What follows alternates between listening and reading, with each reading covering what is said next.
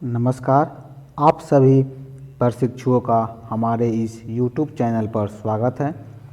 आज के इस वीडियो में हम बात करने वाले हैं बीएड प्रथम वर्ष के पेपर कोड C6, जिसमें आप सभी को पढ़ना है जेंडर, स्कूल एंड सोसाइटी, यानी कि लिंग, विद्यालय एवं समाज।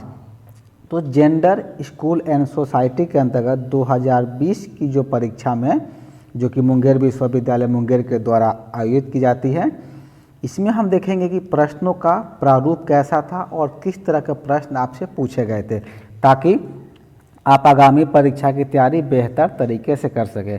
वीडियो को शुरू करने से पूर्व आपको हम बताना चाहेंगे यह आपका जो पेपर कोड C6 है, यह 50 नंबर का होता है, जिनमें से आपको 40 नंबर की परीक्षा मुंगेर विश्वविद्यालय मुंगेर के द्वारा आयोजित की जाती है और 10 नंबर आपका आंतरिक होता है, यानी कि इंटरनल होता है। जहाँ से आप बीएड कर रहे हैं वहाँ से आपको 10 नंबर प्राप्त होंगे और 40 नंबर आपको विश्वविद्यालय के द्वारा प्राप्त होते हैं।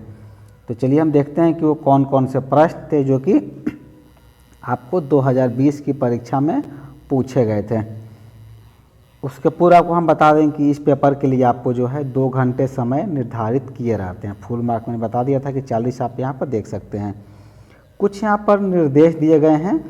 यदि निर्देशों की हम बात करें तो एक महत्वपूर्ण निर्देश हमें दिख रहा है, वो दिया हुआ है कि प्रत्येक इकाई से कम एक एक प्रश्न चुनकर कुल 4 प्रश्नों के उत्तर दें।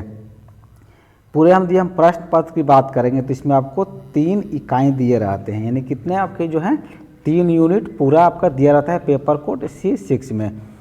और 3 यूनिट में जो है प्रत्येक इकाई में 2 प्रश्न रहेंगे, 2 या 3 भी रह सकते हैं, लेकिन आपको क्या करना है, प्रत्येक इकाई से कम एक प्रश्न का चयन करना है। एक प्रश्न का चयन करेंगे और उस प्रश्न का उत्तर आपको लिखना है।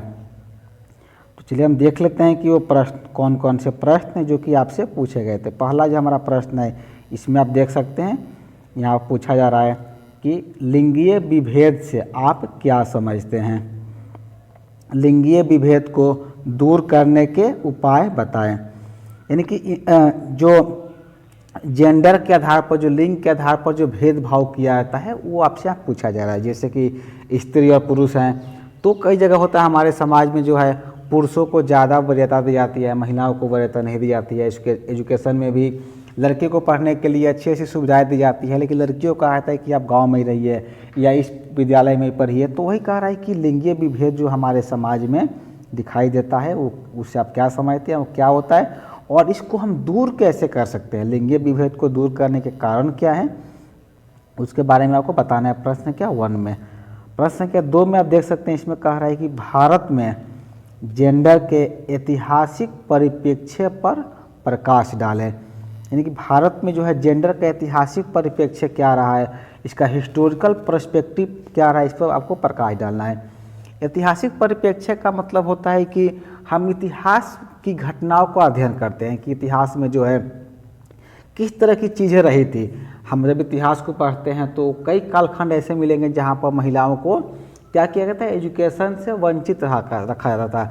कई समाज ऐसे हमको मिलते हैं, कई हमका समय ऐसा हमें प्राप्त होगा जहाँ पर महिलाओं को पूरी आज़ादी थी शिक्षा ग्रहण करने की। तो ये कह रहा है कि ऐतिहासिक परिप्रेक्ष्य में क्या रहा है, उसके बारे में आपको बताना है। इसमें आपसे पूछा जा रहा है कि समाजीकरण का सिद्धांत क्या है। समाजीकरण यानी कि सोशलाइजेशन, समाजीकरण के सिद्धांत जो होता है, जो थ्योरी होता है, वो आपसे पूछा जा रहा है। कह रहा है कि समाजीकरण के विभिन्न प्रकारों पर चर्चा करें। यानी कि जिस समाज में, जिस परिवेश में हम रहते हैं, तो हम अपने क्या करते हैं, वहाँ पर एक बनाते हैं, एक समाजीकरण का निर्माण करते हैं। समाज में रहने के लिए क्या कहते हैं, कुछ सिद्धांत बनाए रहते हैं, कुछ नियम बनाए रहते हैं। वही कह रहा है कि वो जो नियम होता है, जो सोशलाइजेशन का जो सिद्धांत होता है, वो क्या है और समाजीकरण के जो विभिन्न कितने प्रकार होते हैं इसके, उस पर आपको चर्चा करनी है। प्रश्न संख्या 4 में पूछा जा रहा है आपसे कि लैंगिक पहचान एवं समाजीकरण में विद्यालय की भूमिका का वर्णन करें। यानी कि जो जेंडर आइडेंटिटी होती है, लैंगिक पहचान की तरफ जो विद्यार्थियों में भेद किया जाता है, तो उसमें विद्यालय की क्या भूमिका होती है। आप कहेंगे विद्यालय की एक सर्वोपरि भूमिका होती है कि विद्यालय में ही बच्चे जो है उस भेदभाव को ख़त्म करने के बारे में समझते हैं और जानते हैं। तो ये कह रहा है कि विद्यालय की क्या भूमिका हो सकती है, जिसमें हम लैंगिक पहचान और समाजीकरण जो होता है, सोशलाइजेशन होता है, इसमें विद्यालय की भूमिका का वर्णन आपको प्रश्न संख्या 4 में करना है। प्रश्न संख्या 5 में आपसे पूछा गया था कि भारत में शिक्षा से संबंधित स्त्री अनुभवों की कुछ युगांतकारी घटनाओं का वर्णन करें। क्योंकि इसमें भी आपको वही प्रश्न कह रहा है कि भारत में जो है एजुकेशन से संबंधित जो स्त्री का जो अनुभव रहा है, उसमें कुछ युगांतकारी घटनाएं हुई थी, उसके बारे में आपको चर्चा करना है। यदि आपको याद होगा तो आपका एक पेपर कोड है EPC 1, बीएड में है पेपर EPC 1। EPC 1 में आप सभी पढ़ते होंगे बौद्ध साहित्य से कथाएं, और बौद्ध साहित्य के अंतर्गत आपको थेर एवं थेरी गाथा के बारे में पढ़ना है। तो थेरी गाथा जो है क्या है, वो महिलाओं की कहानियाँ उसमें कही गई है। तो वो भी आपका एक युगांतकारी घटना हो सकता है, क्योंकि बौद्ध धर्म में क्या था, महिलाओं को प्रवेश निषिद्ध था।